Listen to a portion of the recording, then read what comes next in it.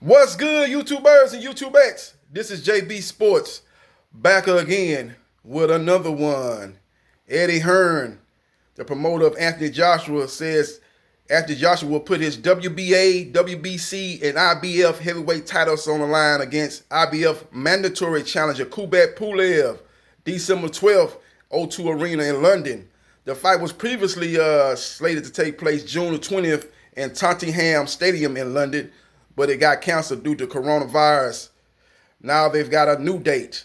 Now, one thing that they're looking at is possibly having a partial crowd there. British officials are saying that in October that they will be able to have 25% capacity in stadiums in the UK. So they're hoping to have a partial crowd there at that fight. Now they're gonna have to go back and redo the negotiations because the monetary terms that they agreed to for June the 20th is not going to be the same, obviously, now due to the not having a real big gate. 25% is not going to be like 100% in a 70,000 seat Tottenham Stadium, which the fight was slated to take place June the 20th. So they're going to actually have to go back and renegotiate. If they're not able to come to agreement, the two sides, they're going to have to go to a purse bid. The purse bid will be 65% going to Anthony Joshua, the champion, and 35% going to Kubrat Pulev, the challenger.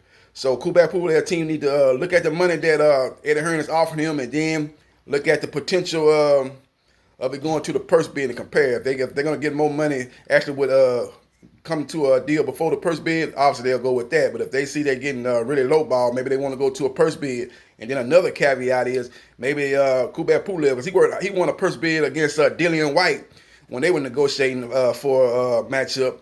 They fighting for with the right to fight for a secondary title, and one of the people that support one of the people that supported Kubrat Pulev, I believe they're from Bulgaria. They won the purse bid, and they was able to get the rights to that fight to stage the fight in Bulgaria. Dylan White wasn't having none of that. Either was his promoter Eddie Hearn, and they decided to pass on that, and they took another fight. So if that's the case again and go to the purse bid, they could possibly maybe the same company that bidded on that fight, maybe can bid on this fight, maybe outbid Eddie Hearn in Matchroom Boxing and get that fight in Bulgaria. So that's the chance you take if you take it to a purse bid. So that's even more incentive for Eddie Hearn and Anthony Joshua to come to agreement before it go to purse bid. But they got a working date now. So December 12th is the date for that fight to take place at the O2 Arena in London. Now, last fight that Kubrat Pulev fought was against Rodell Booker. That fight there, he didn't look that great to me. He was able to get him up out of there, throwing those right hands and stuff like that. But it was just basically a workmanlike performance for Kubrat Pulev. He got the job done. He knew once he got through that hurdle, he would be set up with the mandatory for the IBF for the right to fight Anthony Joshua and get a chance to not only collect the IBF title, but the WBA and WBO title. Now, last scene of Anthony Joshua was against the Michelin Man, Andy Ruiz, as he fought him. And he did what he had to do to get his belt back, but it was a non-crowd pleasing performance as he did the old Vladimir Klitschko jab and grab tactic. And, it was news outlets saying that Vladimir Klitschko had been working with Anthony Joshua before that fight. And it was obvious the way Anthony Joshua fought that fight that he had took a lot of pointers from Vladimir Klitschko. The jab and grab, and that's what he did. Didn't really want to engage, didn't want to get his chin checked again as he has a shaky chin. And he didn't take a chance. He was able to use his physical advantage over overweight, obese Andy Ruiz and get that victory. So AJ will be looking to try to capitalize on that performance and be a little bit more offensive minded and look to put on a performance to give his fans the chance that they have the confidence that he can beat Tyson Fury. Because if he fight like he fought against Andy Ruiz, he's gonna get washed against Tyson Fury. That's if Tyson Fury gets by Deontay Wilder, the number 2 heavyweight in the division. So we'll see what happens. We'll see what transpires. But once the fights get officially announced and we get to the week of the fight, I'll be breaking that fight down in depth. But as far as right now, it's a fight that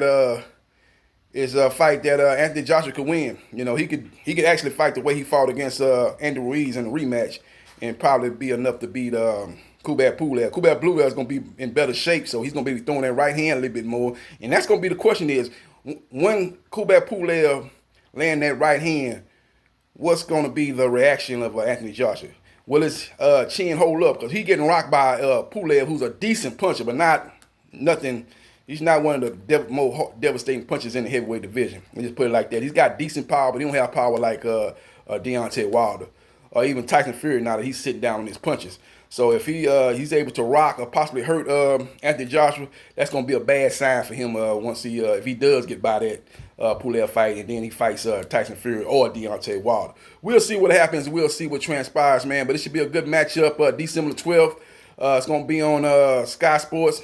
I would assume it's going to be on the Zone in USA. They'll be looking to put that fight on there. And we'll see what happens, man. We'll see what transpires, man. But again, Anthony Joshua, the unified heavyweight champion of the world, takes on his IBF mandatory challenger, Kubrat Pulev of Bulgaria, as it goes down in December the 12th, O2 Arena.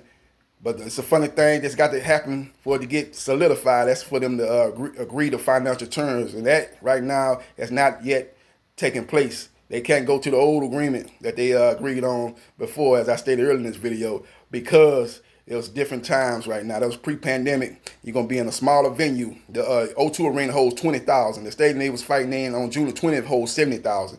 And it was going to be 70,000 full. Let Eddie Hearn tell it would have been 70,000 full. I don't know about all that, but they would have had at least 30 to 40,000 in there easy. So you're looking at what they would have made on that live gate compared to the 20,000 that they're going to get at the O2 Arena, and that's only going to be 25% full. So you take 25% of 20,000. What's that around? What, 5,000 or less full? 5,000 or less full. So that's a big reduction in gate revenue compared to what they agreed to in June the 20th. So they'll have to come to agreement. If not, we'll go to a purse bid. So we'll see what happens and we'll see what transpires. Let me know what you think about Anthony Joshua versus Kubrat Pulev agreeing to fight on December 12th. Let me know who you like in that fight.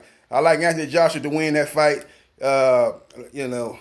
pretty comfortably, man. He's the most skilled, the better fighter, man. But the only thing I kind of wonder about, the only question I have in that fight is how will his chin hold up?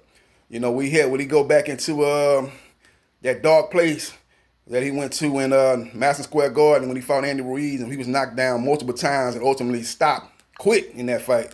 Will he go back to that dark place? The only time you can know if you're going to go back to that dark place is to get some kind of adversity in a fight. Get caught, get rocked, get stunned.